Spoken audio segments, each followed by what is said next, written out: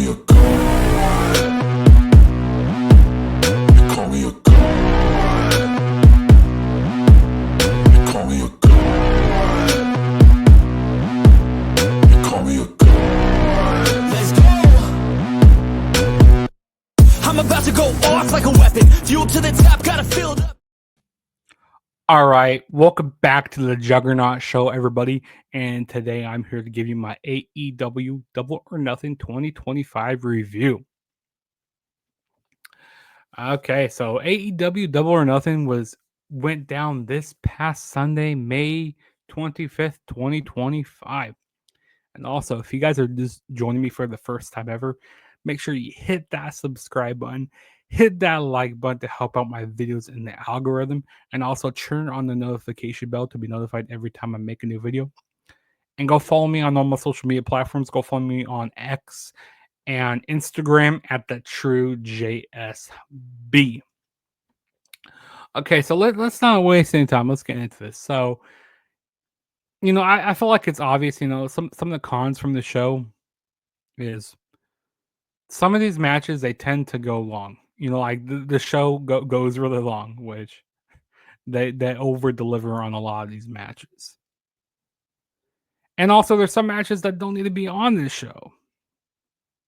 But the in-ring wise stuff was like really, really good on this show. I really enjoyed that a lot. I mean, some of the positive things about the show. I gotta say, they were actually showing video packages. Usually, they don't show video packages for on a lot of these shows. I mean, if it's like for a big match, they'll show a video package, but they were actually showing video packages. Like after match, they were letting people breathe a little bit. Comprehend what was going on. So that was a good thing by Tony Khan to actually put some video packages together. And also, like I said, so the Owen Hart cups, those were good. And then of course, the big thing, we had Anarchy in the Arena. This was the fourth time they were having Anarchy in the Arena. And then of course the stretcher match was fine to watch. I mean, yeah, so there were some good things, and then you had some stuff in the middle that didn't need to be on the show. Like that could have been cut off the show. It could have been on Dynamite. Could have been on Collision. But yeah, that's just me. And let's go waste some time and let's get started with this review. And we're not going to be talking about this buy-in because I didn't watch the buy-in at all, and they don't really mean anything. So yeah, let's go ahead and get started with this main card. So the first match that kicked off the night was the Owen Hart Cup Finals for the women. We had Mercedes Moné going up against Jamie Hayter. This was an awesome match. This was one of the best matches of the night. Definitely worth watching. To be honest, I think they gave him a little too much time here. Maybe they could have shaved off the couple minutes here. But yeah, these two women, they were just going at it, like kicking each other in the face. Mercedes Moné, she was doing a lot of working on Jamie Hayter's back, hitting a lot of backstabbers. Jamie Hayter, she was sounding like a champ for Mercedes Moné, which was really cool. And the ending was very brutal. Mercedes Moné reverses like the Haterade, and like she kind of like turns it like into a DDT, and like has Jamie Hayter's arm behind her back, and that's kind of like a modified like roll up.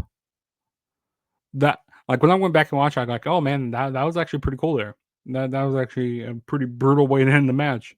So Mercedes Moné wins the Owen Hart Cup. Now, who's she gonna be facing? Is she gonna be facing Timeless Tony Storm, or is she gonna be facing Mina Shirakawa at AEW All In Texas? Well, we'll figure out later on. I mean, maybe you guys probably already know, but if you haven't watched, you'll find out here in a few. So yeah, awesome match, really good, great way to kick off the show. I enjoyed it. All right, and then the next match we had was Nigel McGuinness and Daniel Garcia is going up against FTR. In the corner of FTR, we had Stokely Hathaway, Big Stoke. Yeah, kind of. So the whole story behind this match was Nigel McGuinness, he was standing up for Tony Schiavone, and also Daniel Garcia has been getting bullied quite a bit from FTR. I I mean, a majority of this match, Nigel McGuinness, he was getting beat down a lot from FTR. He was trying to do the whole big goal comeback on him. I mean, he was looking good in the ring. He wasn't looking too bad. He was fighting, defending off FTR. I mean, Daniel Garcia, he actually eventually got into the ring, doing a nice comeback there, hitting some nice clotheslines, hitting some pretty big moves. A lot of near falls. I mean, a lot of these matches have a lot of false finishes, which way too many.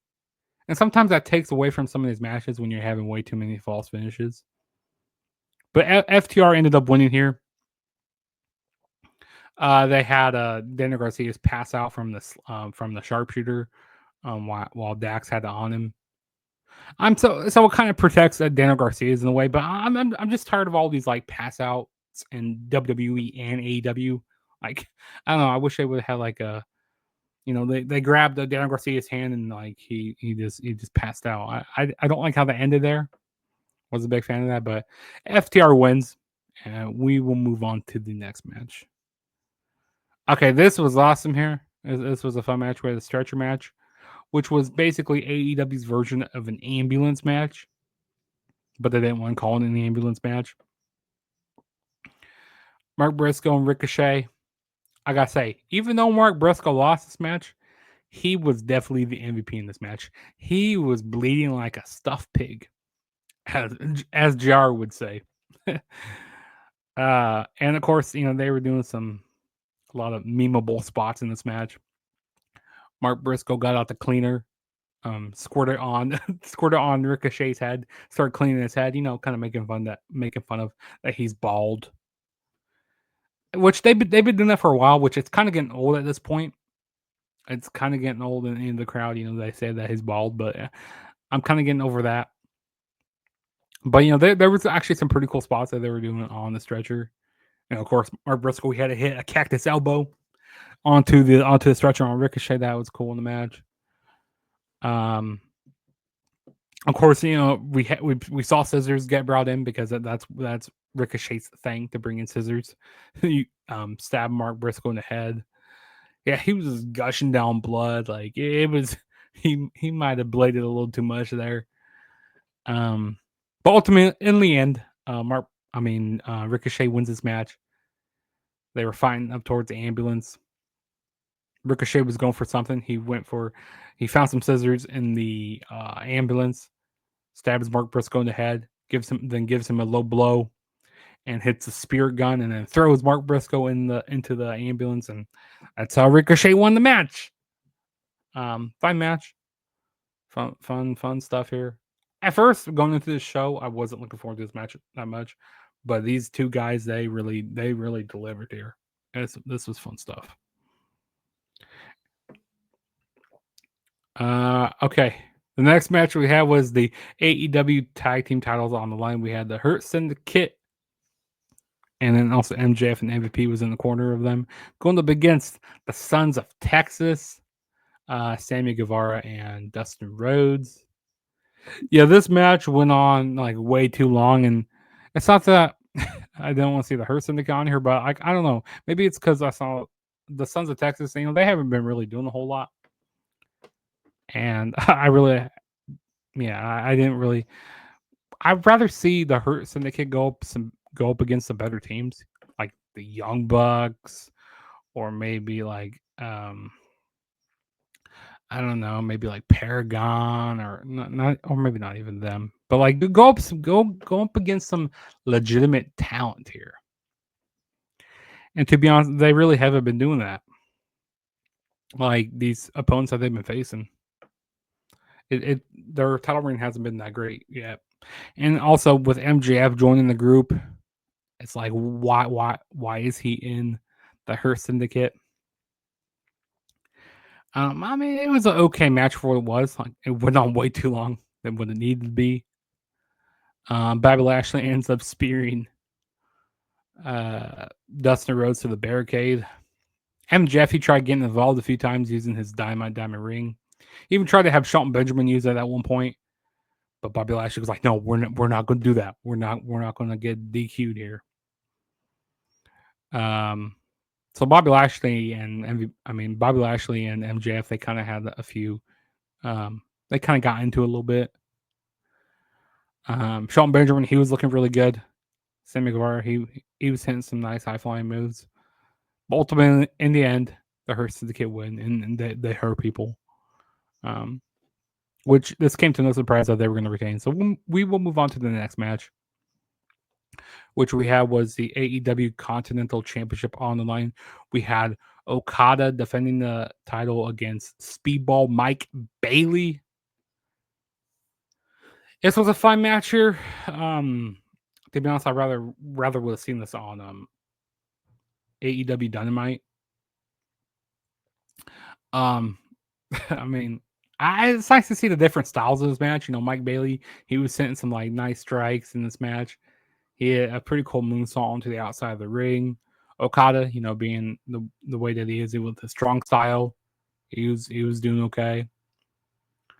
Mike Bailey, he was getting a lot of near falls in this match. There are some points where like, oh man, they might give it to Mike Bailey.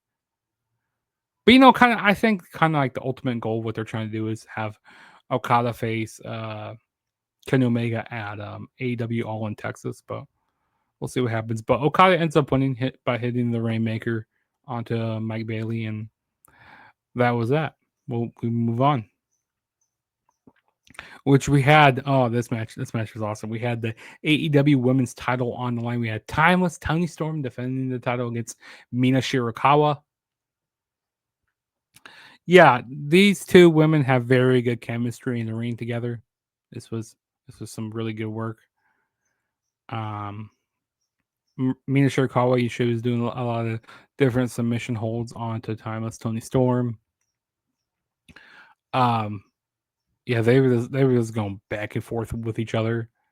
But ultimately, in the end, Toni Storm, she does like a headbutt, and then she hits the and then she hits her finisher onto, excuse me, and then she hits Storm Zero onto Mina Shirakawa for the win. But after the match, oh man, like they be, you know, they're like hugging it out, and then they do like a little lip lock with each other. I mean, we've seen them, you know, kind of, you know, kiss each other and stuff before, but like, oh, I was not expecting that. And then after they were quick to put up these graphics, and I mean, the graphics team was already ready. So it's official for All In Texas. We're getting Timeless Toni Storm defending the AEW Women's Championship against Mercedes Moné, which probably Mercedes Moné is going to be winning the AEW Women's Championship here. So that's we already have that match official. So yeah, I mean, I'm going to be looking forward to this quite a bit. Can't wait to see what they do for this build up. Hopefully, they make it really entertaining. I mean, Timeless Toni Storm, she's been entertaining a lot through these. Yeah, she's been really entertaining, and also Mercedes Moné, she's good on the mic. So I think this is going to be a really good build up here. All right, and then the next match we have was, oh buddy, here we go, Anarchy in the Arena. We had the Death Riders going up against, we had the Death Riders and the Young Bucks going up against Kenny Omega, the Ops, Swerve Strickland, Willow Nightingale. I mean, there were so many people out here. 12-on-12 match. Actually, you kind of had more than 12 people, because he even had Mark Briscoe coming out. You had Prince Nana. You had a lot of, so basically I had more than 12 people in this match. But this was, I mean, as you could tell from this match, this was pure anarchy. And you're either gonna love this match or you're gonna hate it. There's no like in between. There's no like riding the middle. You either love this or hate it. And to be honest, I'm kind of getting tired of these Anarchy in the Arena matches, because I didn't feel like they needed one this year, but they're just throwing on one to have one. Because this is the fourth Anarchy in the Arena, because they started doing these in 2022. Yeah, so they did 2022, 2023, 2024, and 2025. So yeah, this is the fourth one. because this is a spinoff of what they used to do for the Stadium Stampede, which they did during the pandemic. They did it for 2020 and 2021. But we saw so many crazy things in this match. I mean, the only thing that we didn't see was someone dying, which that's we did not want to see that. I mean, they were legit trying to kill each other. I mean, we saw things from exploding tables, from thumbtacks on the bottom of shoes. What else did we see? I mean, there's so much, and of course they had music playing. You had the Young Bucks looking like the founding fathers. I mean, being the heels that they are, they were dressed up like in these uniforms as the founding fathers for AEW. You had Willow Nightingale. She ended up getting padlocked to like a ring post by her ear. The crowd was chanting, "Please save Willow!" Willow, hey, she was an MVP in this match. She eventually got unlocked by Prince Nana, which was really good. Prince Nana, he was the true savior for Will Nightingale here. Swerve Strickland, I mean, he came out like later on in the match. He came out on a forklift, doing a swerve stomp onto the Young Bucks.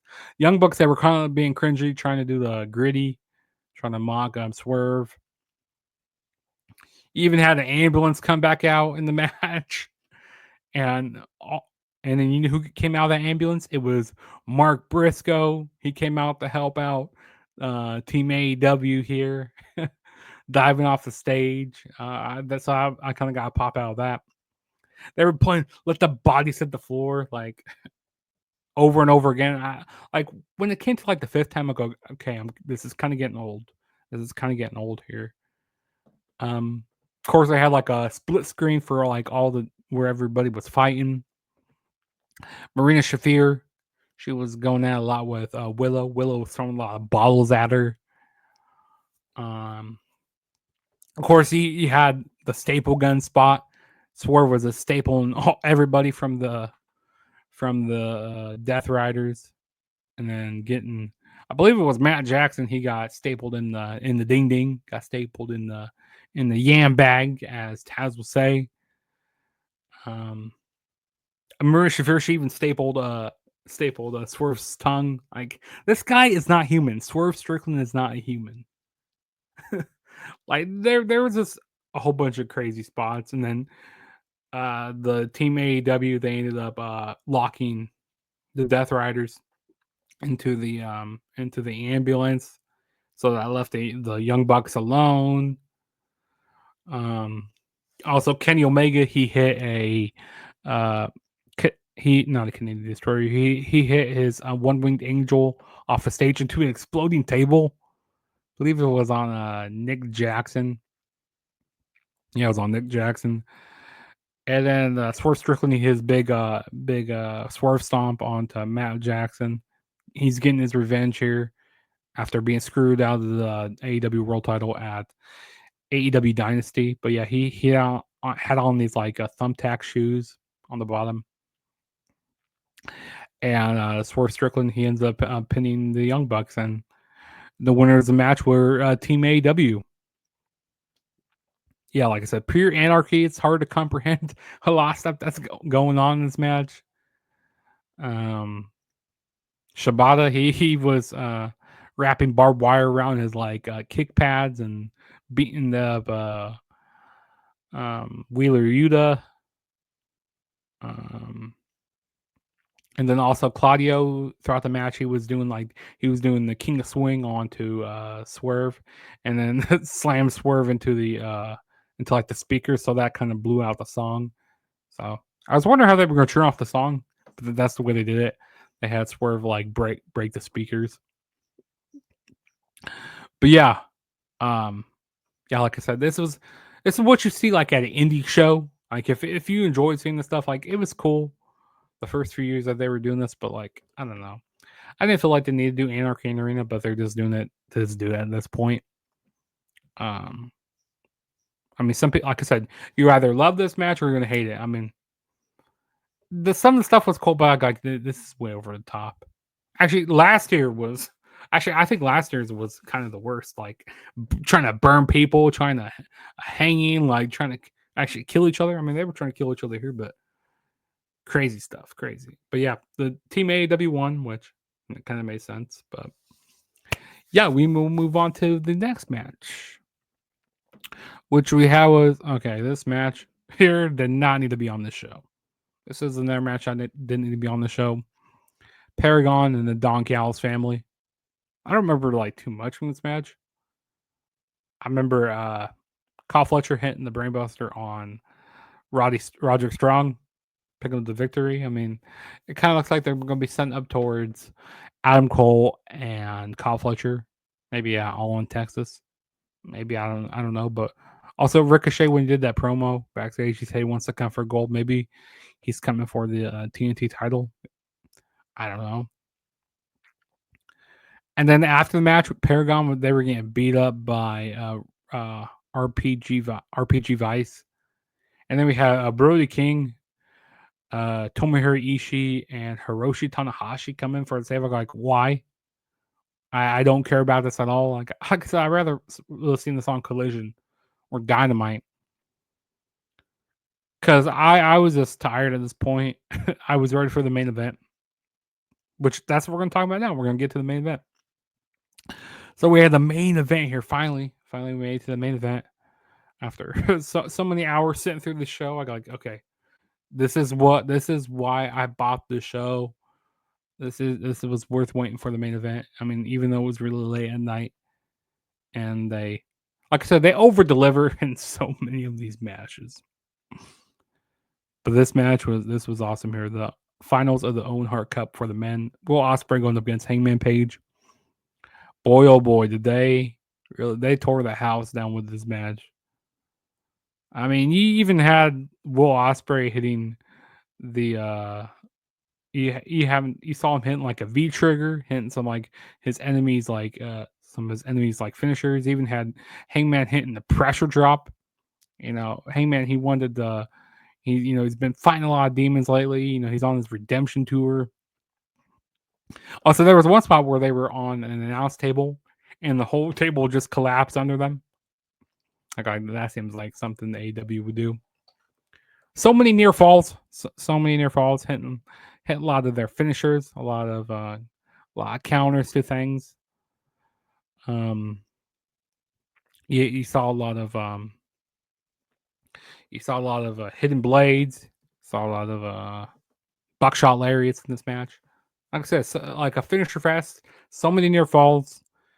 You expect this match to go long, so much drama in this match.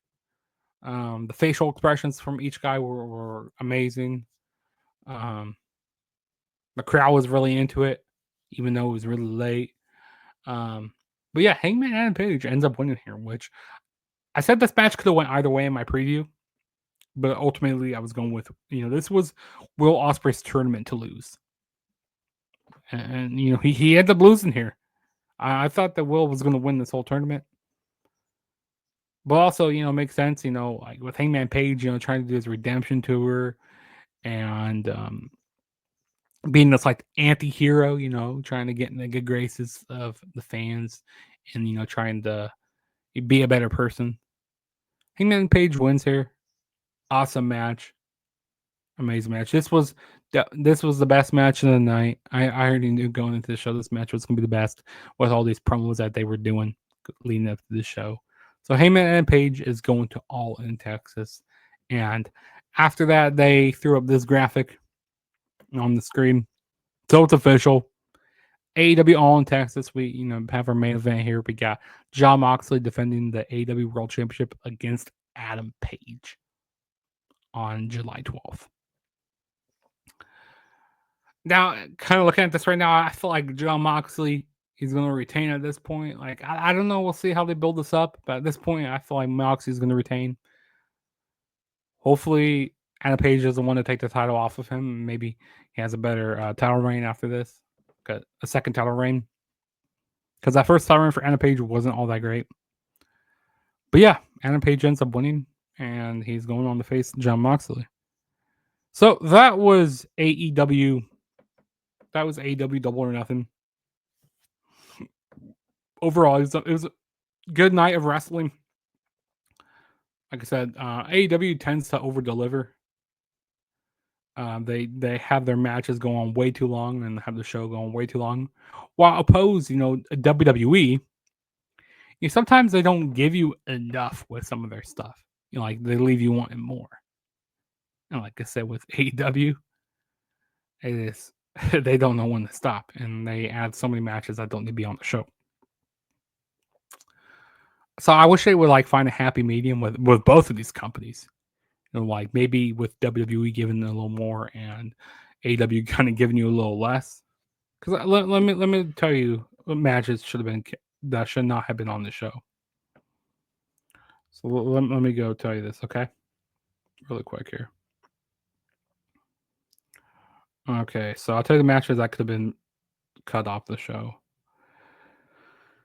So the FTR and Cash, FTR versus Daniel Garcia's and Nigel McGuinness, that match could have been off the show. So there's one right there. You could have took the Hurt Syndicate off the show.